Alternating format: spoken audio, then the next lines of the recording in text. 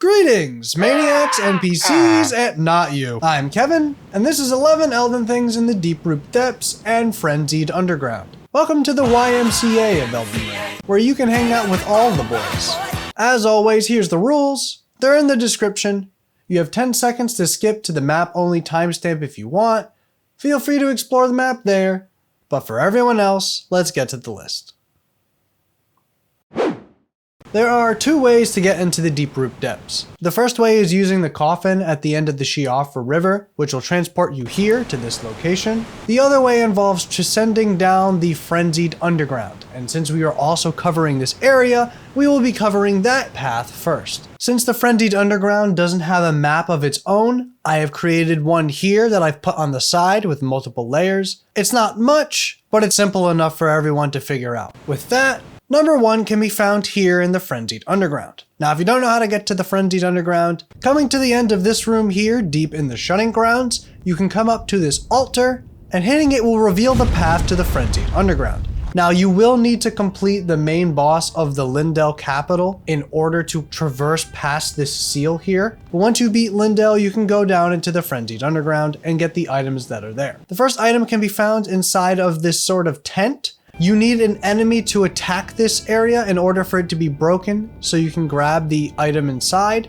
You will be able to get the nomadic merchant set here, which is what I will be wearing during this video. And I gotta say, the merchants have some pretty good drip.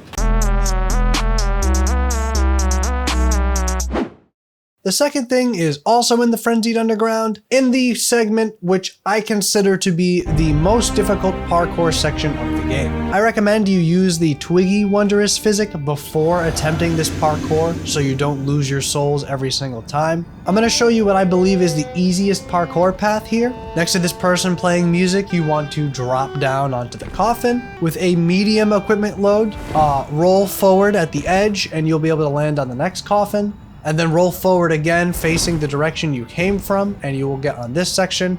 Finally, you can walk off and land on the last platform, hopefully. If at any point you mess up the parkour, don't blame me. You have no skills and you're a loser! You will be able to get the inescapable frenzy spell, and back around the corner, you'll be able to get the fingerprint stone shield.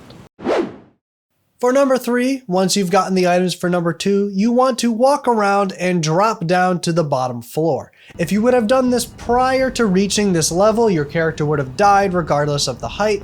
However, traveling around and dropping down from here will allow the floor to break and reveal a new lowered area. In this area, if you've done the quest prior, you will be able to find HeyKev. Now, if you don't know who she is, I covered her in the Lernia Lakes videos.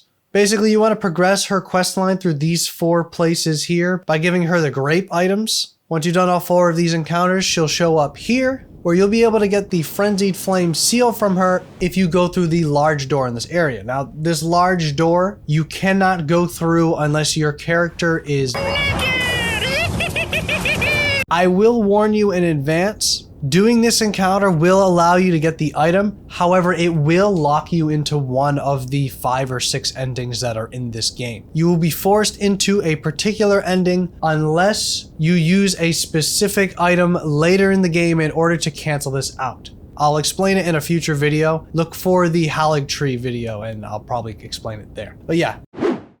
Number 4 will be the first item that is in the actual Deeproot Depths. There are 2 ways to get to the Deeproot Depths, through the coffin teleporter that I explained earlier, or from HeyKev you can hit this illusionary wall and travel through this path in order to go downward towards the actual Deeproot Depths.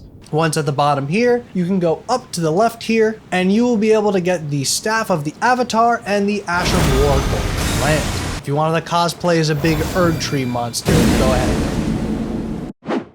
For number 5, we're going deeper in. Going along the routes here and dropping down, you'll be able to go into this network where at the end of this tunnel, you'll be able to get the Elden Stars spell, along with a nice view of all the various routes that you have to cross.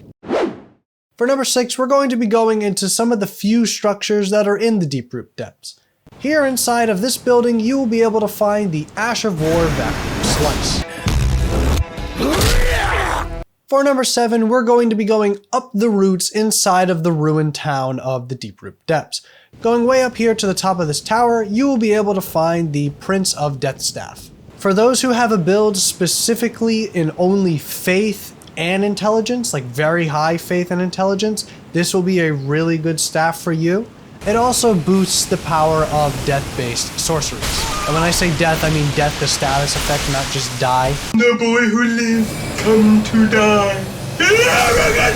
For number 8, I'm going to be covering this corner here in the lower part of the Deeproot depths. Now before I get to the actual items, I will mention that this coffin here, interacting with it will allow you to be transported to the Angel River depths. If you didn't want to progress through the Ronnie questline, this is how you would actually get to the Angel River depths without doing that. Moving up to this tree location, you'll be able to get the Crucible tree set and Solura's tree weapon. If you wanted your weapon to be the closest thing to a power drill there is, here it is. For number 9, we're going to be covering the last corner of the Deeproot depths. Now going up to this location, you'll be able to find the only Remembrance Island that's in this location. Normally I would cover this in an overview, however, if I did an overview of this area, this would be the only thing in the overview. Going further up from this location in a ruined building, you'll be able to get the Mausoleum Soldier Ashes. For number 10, we're going to be covering the item you can find behind the waterfall. Because of course there's an item behind the waterfall. Now you could go directly through the waterfall in order to get the item, however, I prefer to go up and around to get to this location. Going up these tree roots, you come across this big hole, which looks a lot like the hole from the forest, except a lot more shallow. But traveling down this hole, you'll be able to go into this cave, and somewhere in this cave, you'll be able to get the Prince of Death Cyst, which is a charm that you can equip to increase your vitality. The 11th and last thing we're covering is this high portion of the Deeproot depths. This area is very swampy and gross and purple.